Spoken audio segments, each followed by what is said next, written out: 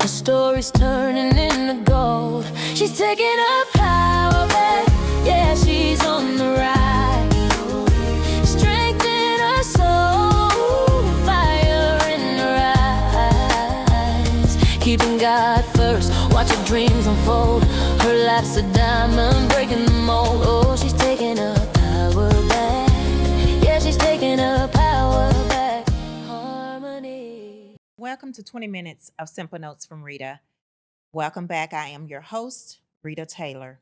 And today, our episode is entitled Knowing When to Let Go. Knowing when to let go and when to move forward. Sometimes in life, we hold on to things that has expired or is no longer useful. Have you ever had milk, spoiled milk? It doesn't taste good. And sometimes it gives off a scent and a look to let you know that it has spoiled, that it's past its expiration date or way beyond the expiration date.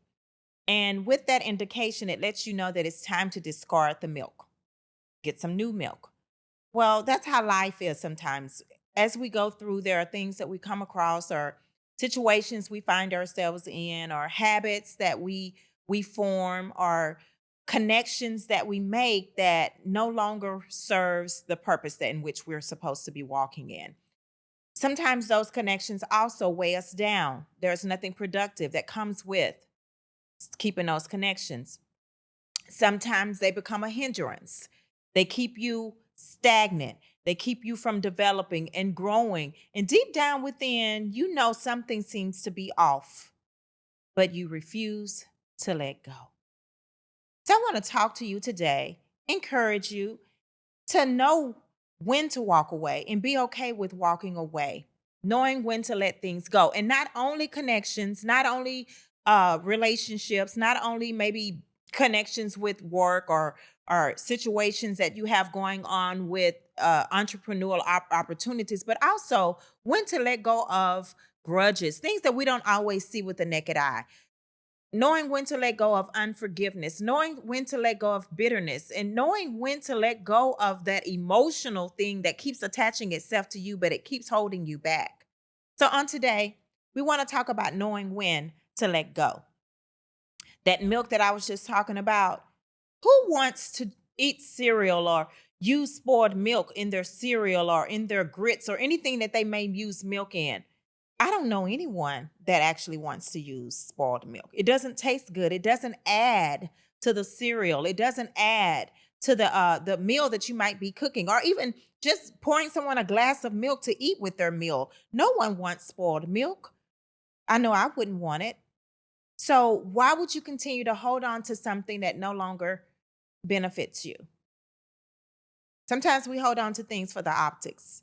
Sometimes we hold on to things because we get comfortable. This is what I'm used to. I've become complacent.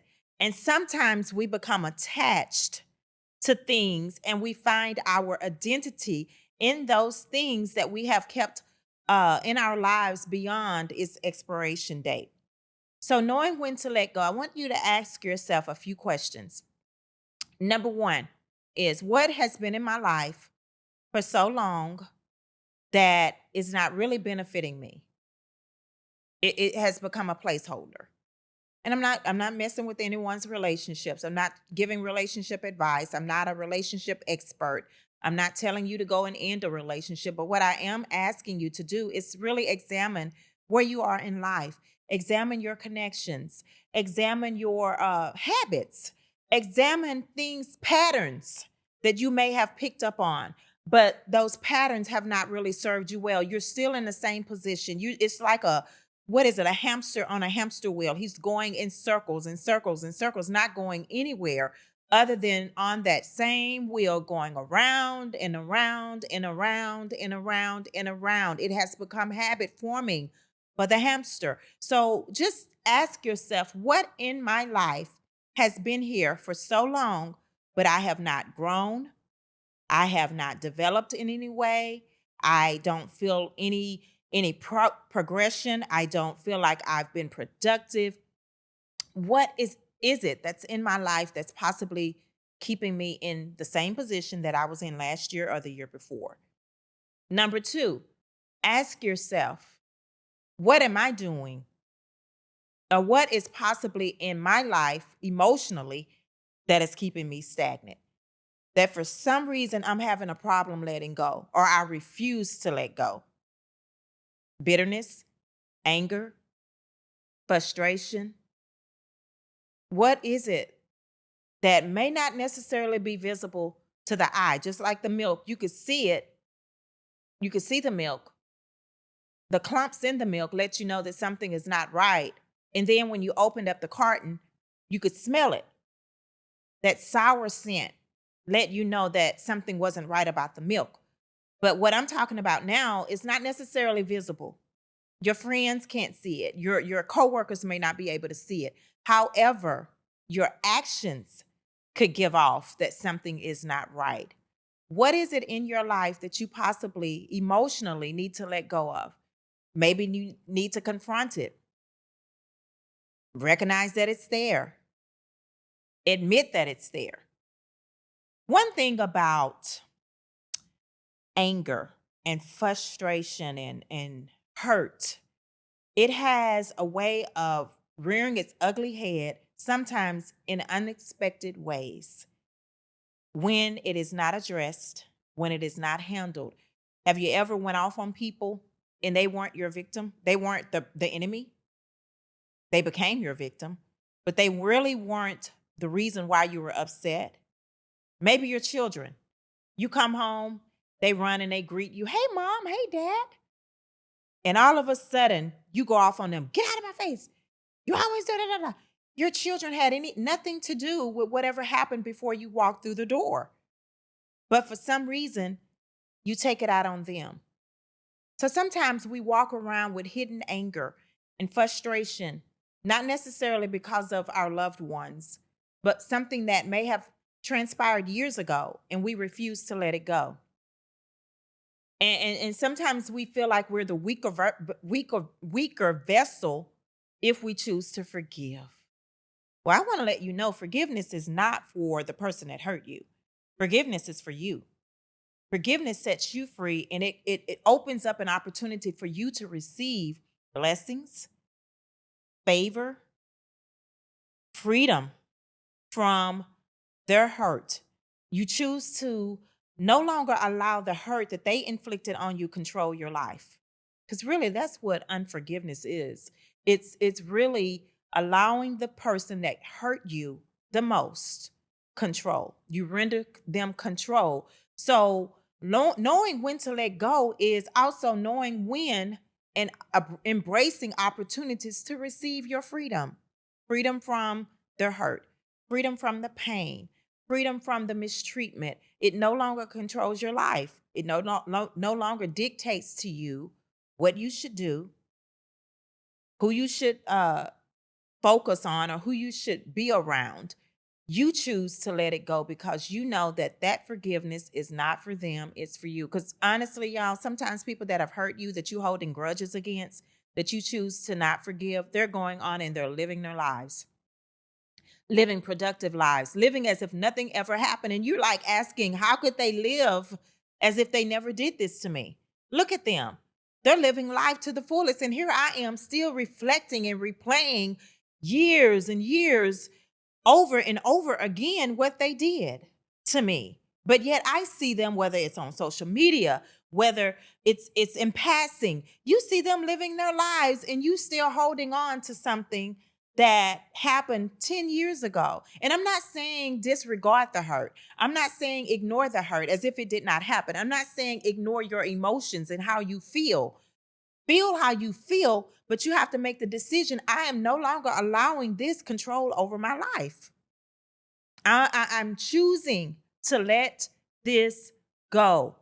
I'm choosing to let it go, not forgetting that it happened. I know that it happened, but I choose not to reflect. I choose not to keep replaying the script in my head. I choose not to keep talking about it, because sometimes the more you talk about it, the more it's livable. You're living it out again and again. The more you talk about it, so sometimes you have to get to the point. At some point, you have to get to the place where you're no longer giving it life. You're choosing to bury it and to let it go. Because when you choose to let it go and you bury it, you open up yourself to opportunities to move forward, opportunities to grow, opportunities for something that has been waiting to come into your life. You all of a sudden you give it the opportunity to come. Because it's like taking a fist and then me trying to put money into your hand, but you have your fist closed.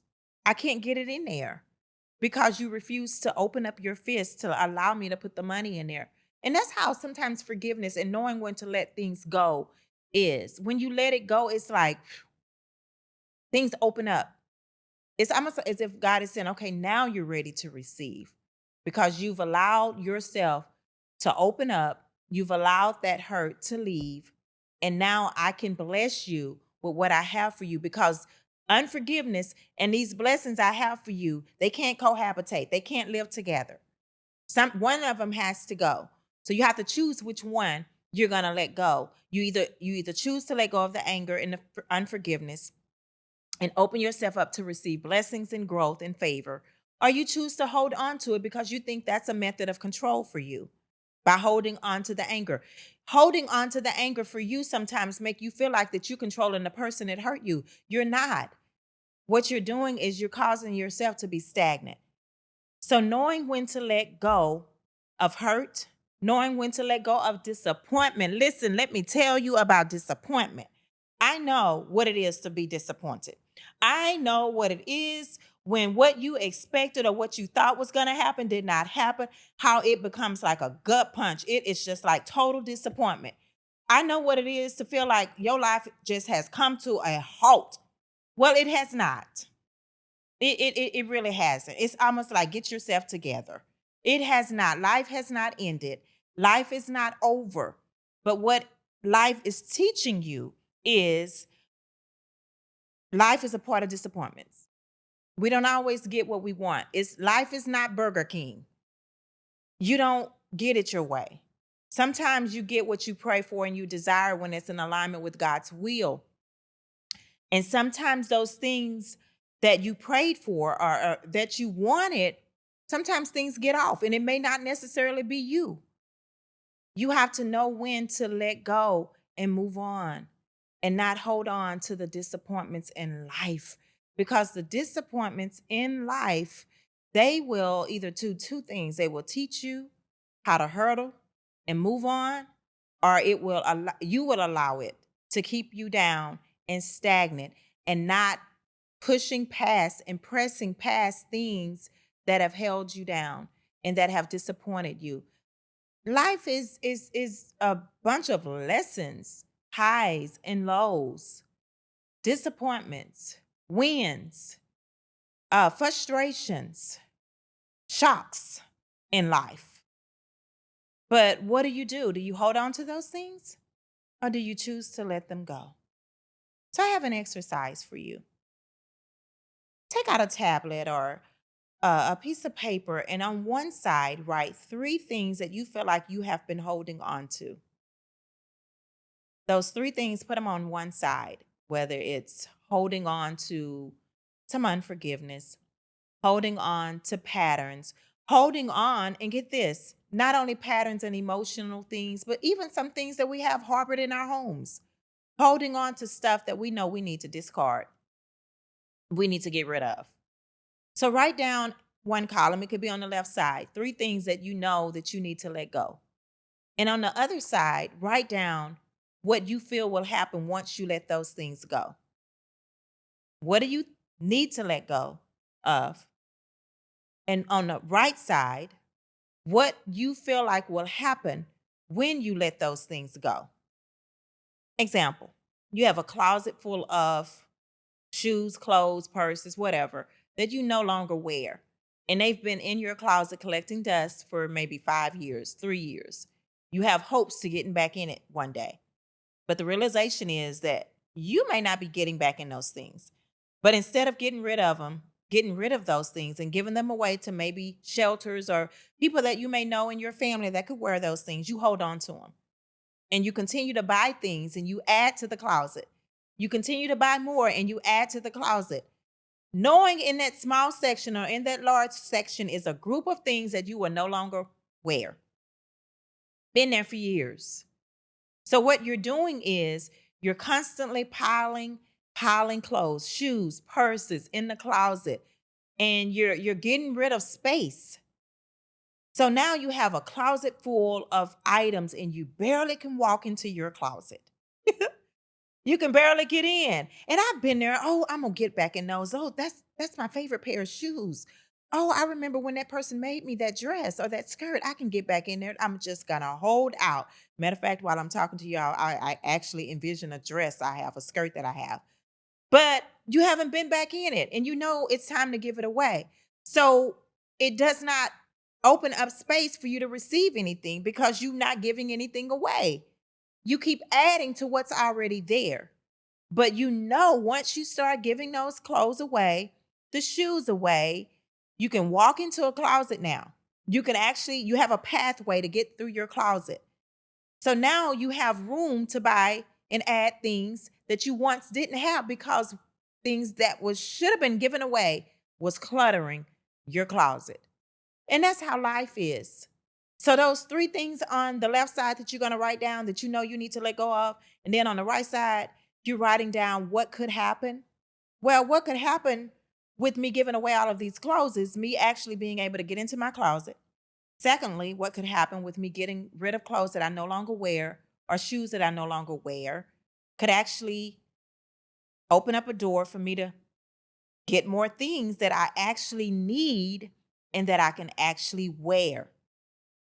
But the more I hold on to these things, the longer it takes for me to open myself up to receive. So that's why I want you to write down what it is. Put it on paper where you can see it. I need to let this go. I need to let this go. It could be I need to let go of this hurt that my classmate caused me when I was in 5th grade. I need to let go of a failed relationship.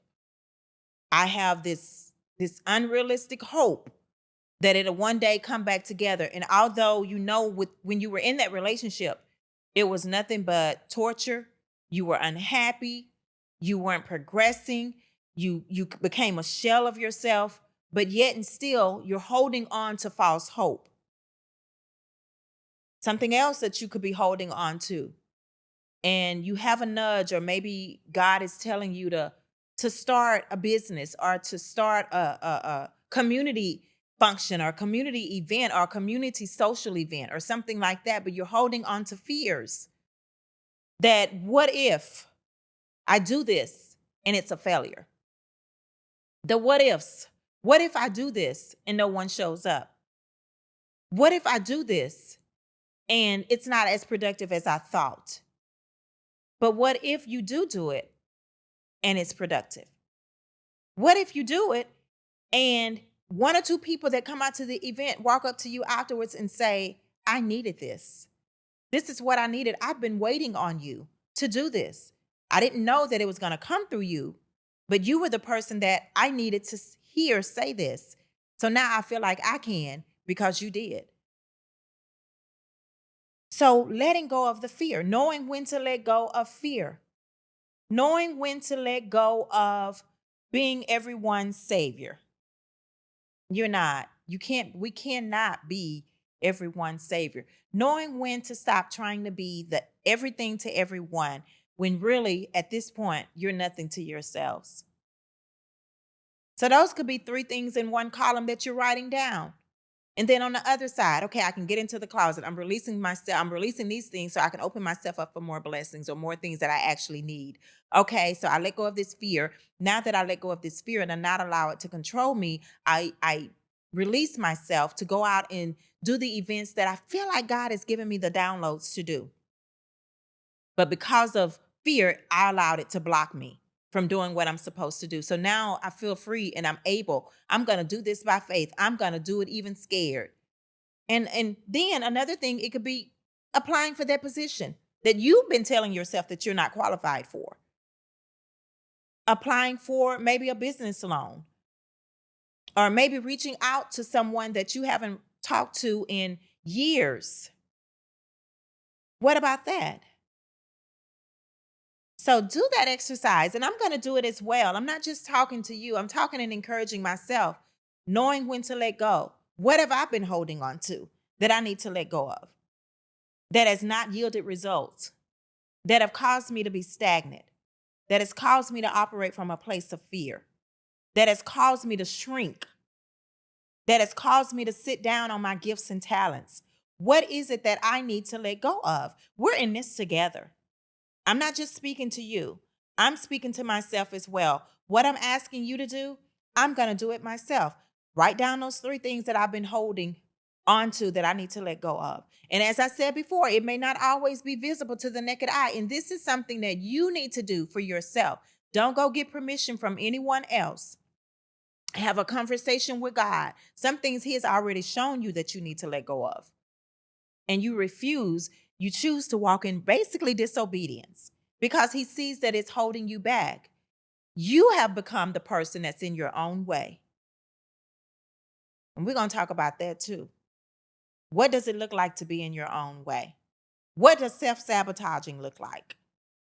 So as I conclude this episode on knowing when to let go, I just want to encourage you, as I encourage myself, let's take a deep dive and look at things that we need to let go of. Letting go of unrealistic expectations.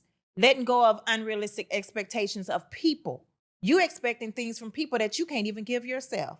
So now you're disappointed because they couldn't give you what you thought they could give you, and you can't even give it yourself. We forget sometimes that people are human and they're prone to error. So let's go and do the work. Find out what it is that we need to let go of and do the work to let go so we can walk into a more productive future and even a more productive now. This has been 20 minutes of Simple Notes from Rita. Be blessed. She's taking a power